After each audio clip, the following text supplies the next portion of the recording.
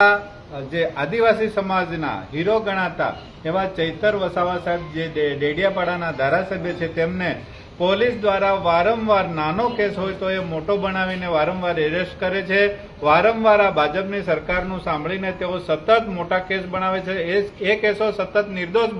નીકળે છે છતાં એ કેસો કર્યા કરે છે અને ધારાસભ્યને હેરાન કર્યા કરે છે। તો અમારી માંગ એ છે કે ખરેખર અમારા ચૈતર વસાવા સાહેબ આજે બહેનોને બોલે તો એ બેનને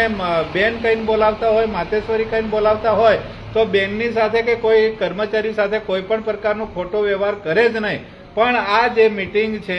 એટીવીટીની મિટિંગ હતી એમાં ખોટા માણસોને પદ આપીને અંદર બેસાડવામાં આવ્યા હતા અને એના કારણે બોલાચાલી થયેલી છતાં એના કેસને મોટો કરીને આજે બરોડાની જેલમાં અમારા ચૈતર વસાવા સાહેબને પૂરવામાં આવ્યા છે। તો અમારી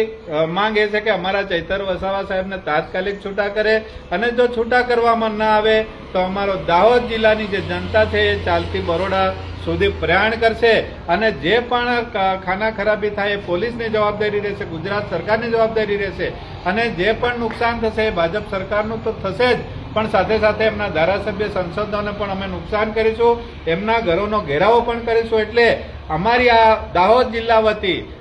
સરકારને ચીમકી છે કે તમે સમજી જજો, નહીં તો અમે દરેક સંસદ સભ્ય, ધારાસભ્ય અથવા તો જિલ્લા પંચાયતના સભ્યોના ઘેરનો ઘેરાવો કરવો પડશે અને એમના ઘરે તોડફોડ પણ કરીશું।